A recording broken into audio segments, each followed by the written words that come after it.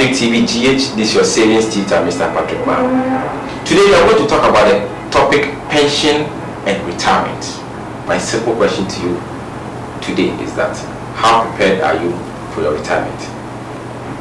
I'm happy to be joined by Mr. Eric Oseabankwa, the Managing Director of Kempton Trust, Ghana Limited, who is going to educate us on pension and retirement. Mr. Eric Oseabankwa, you're welcome. Yeah, thank you, Patrick. How is life? Oh, great. You can't complain. Okay. So now let's zoom straight into action. What is pension? Well, pension can best be described as preparing for a future which is certain and which will catch up with everyone. Yeah. So basically, it's your life after retirement. Yeah. Okay. So let's situate the discussion with Ghana. How many pension schemes do you have in Ghana? Okay, so we can classify them into three. We have the first tier, which is administered by SNETs. We have the second tier, which is mandatory and is managed by corporate trustees such as Kempton Trust.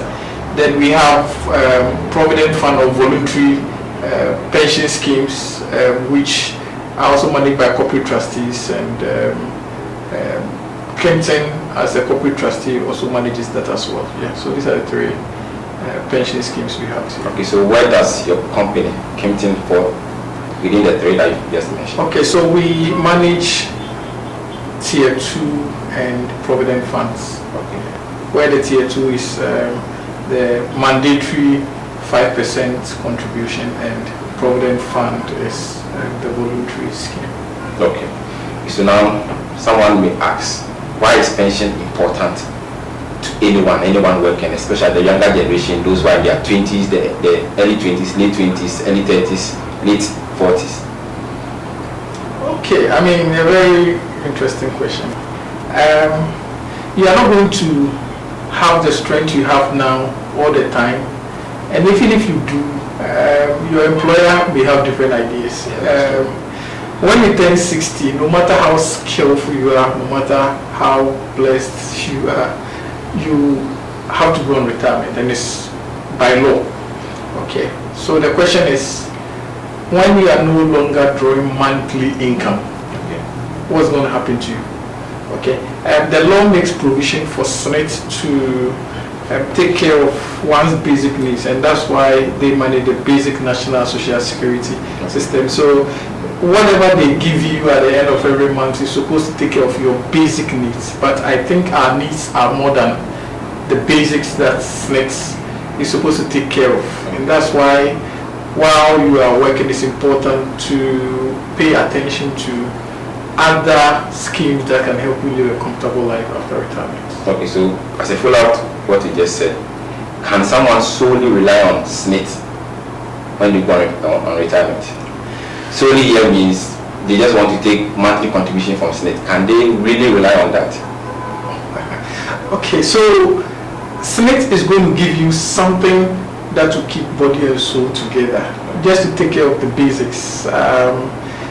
Your water bill, that's if you are lucky for it to be enough. Your transport, that's always going to help you take care of. Okay, basics.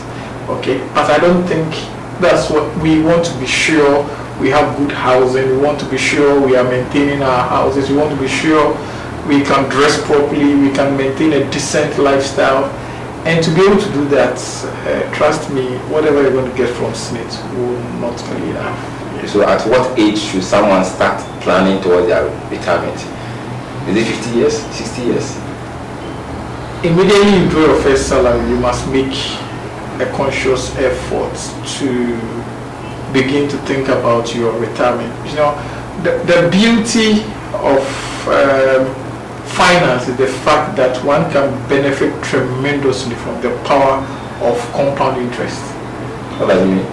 Okay, compound interest essentially means when you invest and it matures, the money you invested together with the interest that is yielded on the money you invested, both together get invested again. So you earn interest on interest over a long period, and the growth can be exponential. I mean, it can be mind-blowing. Okay, so that's one of the benefits you can take advantage of when you start contributing to a retirement fund very early in your career.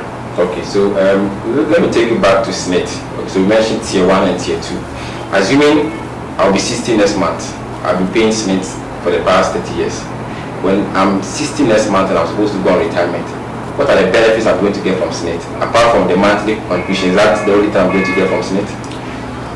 Okay, so before 2010, SNIT was the only body that was mandated to administer pensions in Ghana, but a law was promulgated, Pensions Act 766, was promulgated in 2008 and it came into force in 2010, where the lump sum payment has been hived off from SNIT. So SNIT now only concentrates on the monthly payments. Okay. However, people who contributed on the old pensions law, PNC law 247, did some contributions to SNIT in respect of what would have been the lump sum.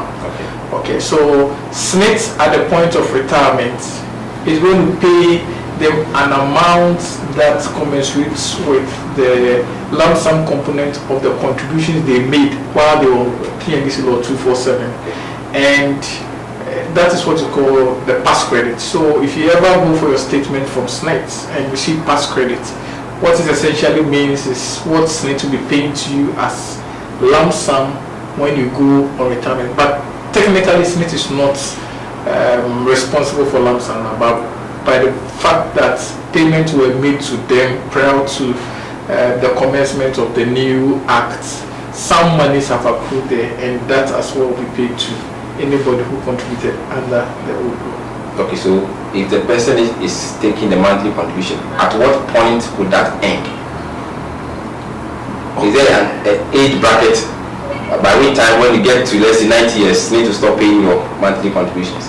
No, SNIT pays the monthly contribution until one dies. Okay. And indeed, if one dies before age 75, SNIT will pay the present value of the monthly contributions that you would have received if you had lived up to 75, and will pay that to the beneficiaries.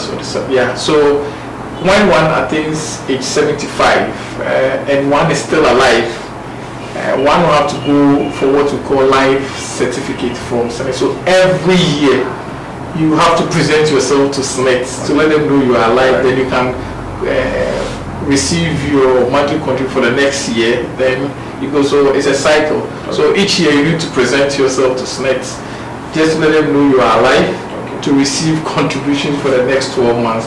But they will pay you until you are dead. So if you're going to live for 200 years, they'll pay you till.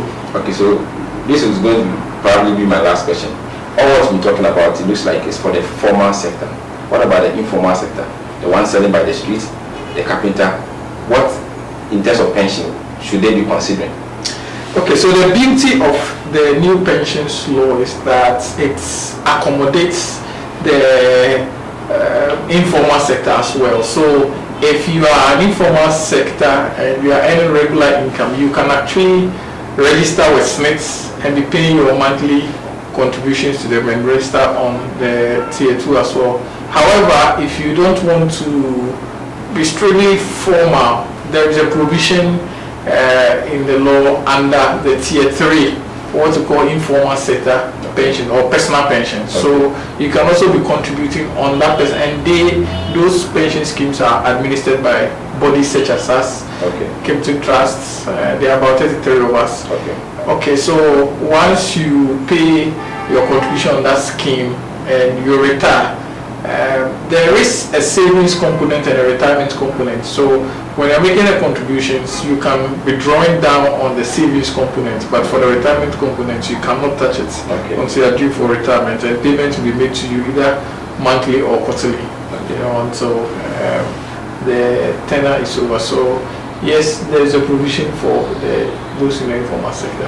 Okay, it's been an interesting session. What's the final words to our viewers who have not started any pension scheme and who are now in school about to start work? What is the final word that you have to give them in terms of advice and what they should be considering going into this year or next year or whatever time they want to start this scheme? Okay, so there must be the consciousness that when you retire from work, you don't retire from life. So make adequate provisions so that when you retire from work, you can still live your life the way you want to live it. Okay. Thank you very much, Mr. Eric Osabampa. US, we've been talking about pension and retirement. I believe you have enjoyed our session today. So I humbly ask that you subscribe to our channel on YouTube, Facebook, and Instagram, Patrick TV GH. We also want to thank our sponsors, New Executive International School at Castle Room, for their wonderful support. We'll see you again next week.